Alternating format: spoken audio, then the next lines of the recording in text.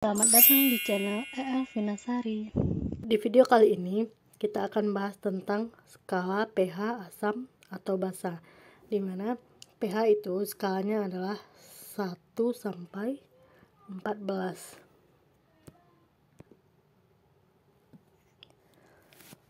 Untuk larutan asam itu nilai pH-nya itu kecil dari 7. Jadi dari sini ke sini itu adalah pH untuk larutan asam. Kalau dia untuk larutan basa itu pH-nya itu besar dari 7. Jadi ini ke sini bersifat basa. Kalau dia larutan netral itu pH-nya sama dengan 7. Jadi kalau dia pH sama dengan 7, ini larutannya bersifat netral. Kalau pH-nya kecil dari 7, maka larutan itu akan makin asam. Kalau dia makin asam, maka konsentrasi dari H+ itu akan semakin besar. Sedangkan nilai pH-nya itu semakin kecil. Kalau dia larutan basa, kalau dia makin basa, maka konsentrasi OH- itu semakin besar dan pH-nya akan juga semakin besar.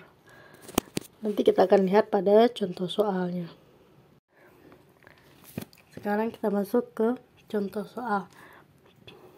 Perhatikan data pengujian pH beberapa sampel.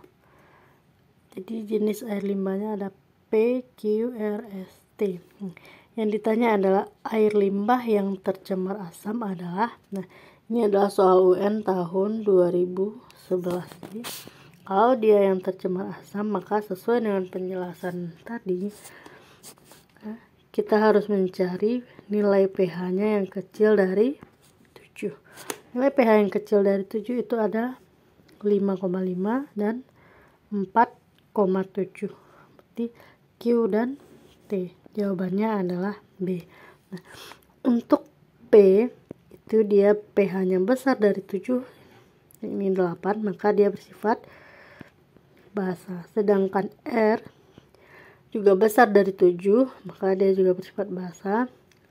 Untuk larutan S, pH-nya itu 9,4, ini juga besar dari 7, maka dia juga bersifat basa. Nah, jawaban yang paling benar adalah B. Kita lanjut ke soal berikut. pH berikut yang merupakan pH dari basa kuat adalah, sesuai dengan penjelasan tadi, kalau dia pH yang ditanya adalah pH basa kuat, maka kita harus mencari nilai pH yang paling besar. Di sini yang paling besar adalah E. Jadi jawabannya adalah E. 10 ini pH-nya juga merupakan pH dari basa, tetapi untuk yang kalau ada pH-nya 13, lebih kuat pH basa yang memiliki pH 13 daripada pH 10. Kemudian lanjut ke soal berikut. Skala pH berikut menunjukkan posisi larutan P, Q, R, S, dan T. Jadi ada larutan P,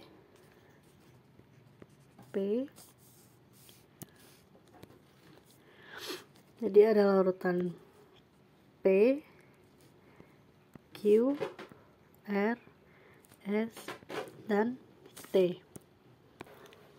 Jadi, dari soal dapat kita lihat larutan P itu pH-nya adalah 1, yang pasti loh. Kemudian larutan R itu pH-nya sama dengan 7, sedangkan larutan T itu pH-nya sama dengan 14. Untuk Q itu pH-nya kisaran di angka, kalau kita ini 2, kisaran di angka 3. Kalau S itu kisaran pH-nya adalah 11. Ya, jadi kita harus mengurutkan larutan P itu apa, Q, R, S, T itu apa. Nah, kita lihat dulu yang paling mencolok yaitu R sama dengan 7. Untuk R sama dengan 7 itu pH-nya tadi adalah larutan yang bersifat netral. Kalau dia netral berarti ini pasti adalah garam. Nah, kita cari di optionnya yang ada garam. Garam itu yang paling umum adalah Na. Nah, NaCl. NaCl berarti R itu adalah NaCl. Kita lihat yang optionnya di antara B dan D itu ada R-nya. Kemudian kita lihat di sini NaOH ini antara T dan P. Kita lihat pH dari T. T pH-nya adalah 14, pasti ini bersifat basa kuat. Itu NaOH. Berarti NaOH itu adalah T. Nah, jadi NaOH adalah T. Jadi jawaban yang benar adalah B. Kalau kita ingin memastikan, kita koreksi yang NH3. S adalah NH3. Kita lihat pH dari S. pH dari S di sini adalah 11. Berarti dia juga termasuk dari basa. Kemudian untuk H2SO4 itu adalah P. Nah, benar ya. Karena ini pH-nya sangat kecil. Tadi sudah dibahas bahwa semakin kecil nilai pH maka asamnya akan semakin kuat. Dimana kita tahu bahwa H2SO4 itu adalah asam kuat. Nah, untuk C3COH itu adalah Q. Dia adalah asam lemah.